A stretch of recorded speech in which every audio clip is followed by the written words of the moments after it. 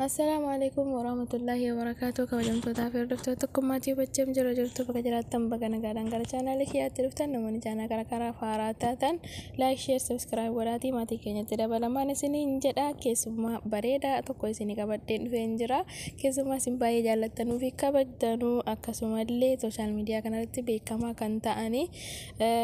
واي جنا في ابدي الرواد كو دبچم برباده جچو دا واي رومرا غافي نتي تاي غرو وانا كانال دي باي دبچم بربادو توتي غرو وان باي جالدو في خباجو في الروان تغافي نتي تاي توكو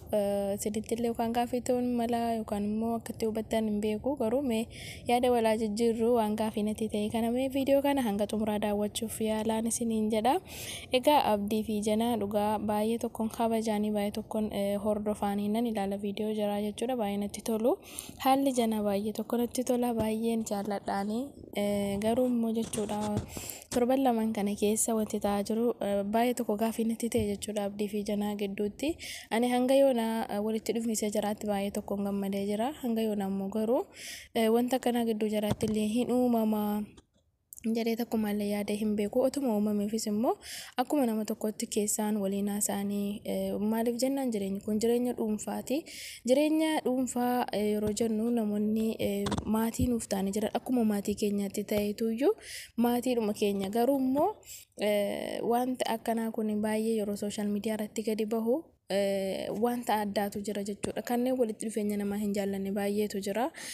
kan immoo addaan boo jara hin jaallanne illee baay'eetu jira haa ta'uti garuu akkuma namni nama jaallatu jiru namni nama jibbullee ni jira jechuudha sooshaal miidiyaa kana irratti ta'ee jireenya dhuunfaa hawaasaa keessattis ta'ee haadhaaf abbaa manaa gidduutti jechuudha egaa wanti gaafii natti ta'e maalinni yoo jettanii janaan galtee hin turre jechuudha galtee hangana faanas akkanatti haasa'uudhaaf illee hin geenye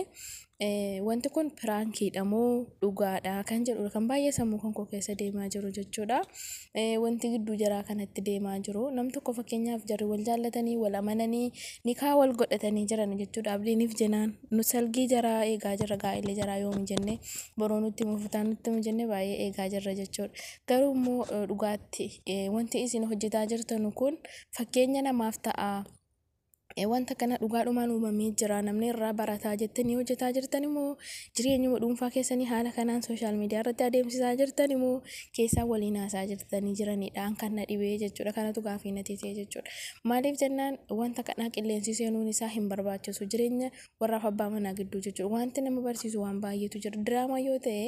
akka diraamaatti dhiyeessuudha piraankii yoo ta'es akka piraankiitti jechuudha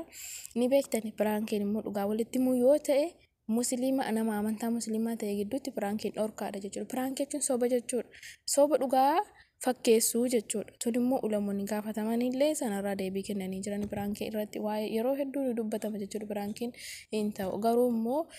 uummanni Yemanii keessa jirtan yuutuubaroonni Yemanootaa jechuudha. Yemanii keessa jirtan hundi kan keessanuu piraankii irratti kan isin hundooftanii hojjetaa jirtanuu rabbiin sodaadhaa keessumatti iyyuu immoo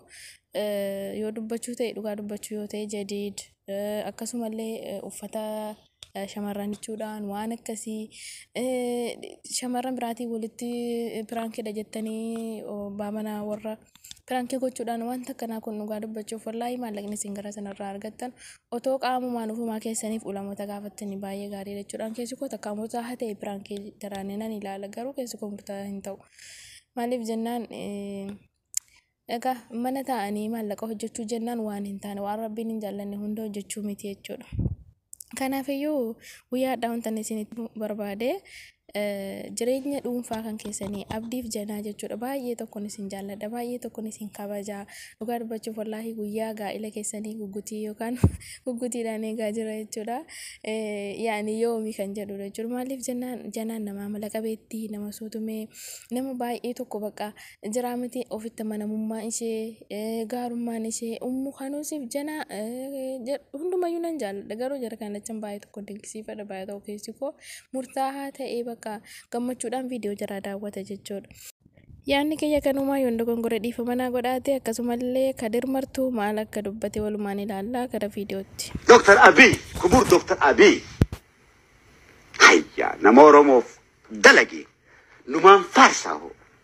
dhugaasan numan himaame fedhu diina kiyya ta'a miti fedhu waan barbaade